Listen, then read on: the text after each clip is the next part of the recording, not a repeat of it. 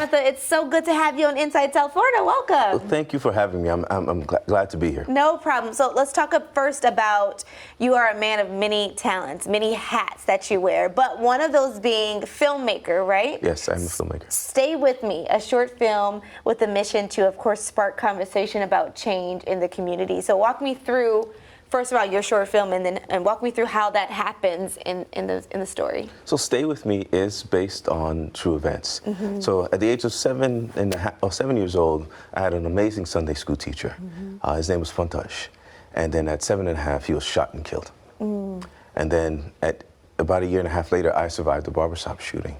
And then I was around 9 years old. And then at 18 years old, my aunt was shot and killed.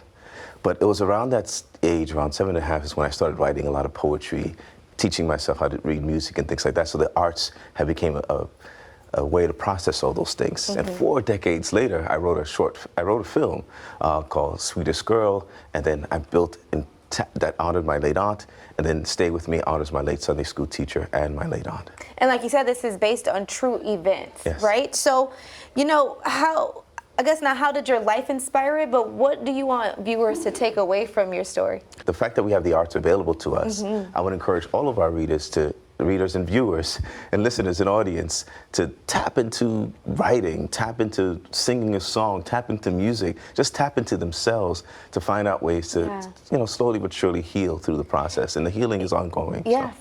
for sure. And so let's talk about storytelling. You are, like I said, a man of many talents. You're a professor, you are a filmmaker, you're an author, a novelist. You've created so many different poems and books, and the power of storytelling is very real and it's very important. And so how did you pick that? Why did you pick to tell your story through those different type of media versus other things that could be available? Well, it's the human story, right? The human story we connect in different media, so music to words to. You think about education, where we're in a classroom and there's a lecturer. Words are a powerful thing. Absolutely. Right? And so that's why I chose those different mediums. Awesome. And you're connecting dots and making moves with education, with your novels, your poems, your film. How are you inspiring students to do the same? Good question. I hope I'm inspiring our students to do the same. I'm trying to make sure reach and connect where they are, to understand the power within themselves.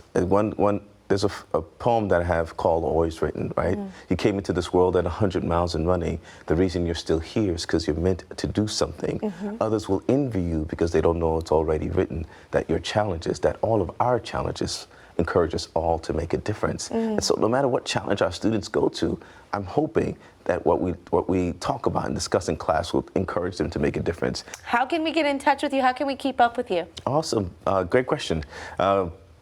Go to www.yanatha.com. Again, that's www.yanatha.com. Recently, we just became a recipient of the Safe in 305 grant. Awesome. And we're going to talk about the healing power of the arts later on in June. So for more information on that, again, go to www.yanatha.com. Healing power of the arts, connecting the dots and staying in this area doing it, especially inspiring other students. Thank you so much for coming on the show today. Thank you for having me. I appreciate it.